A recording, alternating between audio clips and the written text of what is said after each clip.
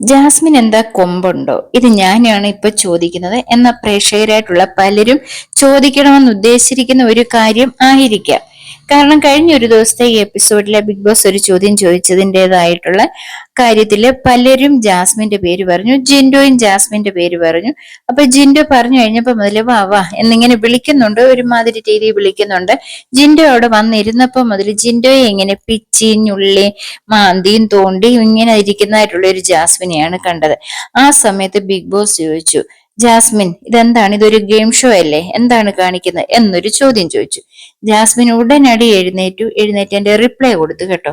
ഇതൊരു തമാശയായിരുന്നു ബിഗ് ബോസെ, അത്ര മാത്രമേ ജാസ്മിൻ അവിടെ ഒരു റിപ്ലൈ കൊടുത്തിട്ടുള്ളൂ. പിന്നീട് ഒരു പ്രസംഗം തന്നെയായിരുന്നു. കാര്യം നോറയും പറഞ്ഞിരിക്കുന്ന ജാസ്മിന്റെ പേരായിരുന്നു. പിന്നെ നോറയെ പറ്റി അങ്ങ് തുടങ്ങി അങ്ങനെ പ്രസംഗിച്ചുകൊണ്ടേ ഇരിക്കുക.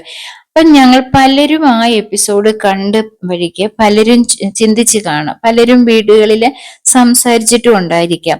ഇത് മറ്റേതെങ്കിലും ഒരു മത്സരാർത്ഥി ആയിരുന്നെങ്കിൽ, പ്രത്യേകിച്ച് ജിൻഡോ ആയിരുന്നെങ്കിൽ ബിഗ് ബോസ് ഉടൻ അനൗൺസ് ചെയ്യും, ചോദിച്ചതിന്റെ ആൻസർ മാത്രം തന്നാ മതി, ഇരിക്കാം എന്നൊരു വാക്ക് അവിടെ പറഞ്ഞേനെ.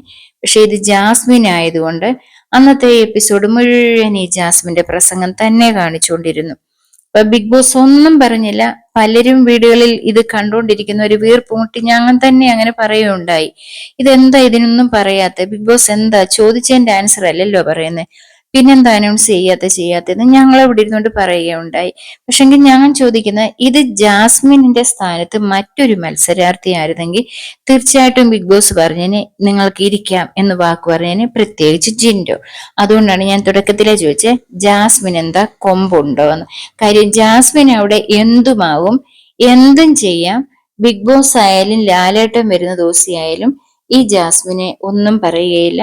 ജാസ്മിൻ ഒരു കാര്യം ഇതുപോലെ ആവർത്തിച്ചുകൊണ്ടിരുന്ന് മതി, നിർത്താനും പറയത്തില്ല. എനിക്ക് തോന്നി ജാസ്മിന്റെ പ്രസംഗം കേൾക്കുന്നത് അവർക്കൊക്കെ ഇഷ്ടമാണെന്ന് തോന്നി. അതുകൊണ്ട് തന്നെയാണ് ജാസ്മിനോടെ ഇങ്ങനെ ഒരു വാണിംഗ് കൊടുക്കാത്തത്.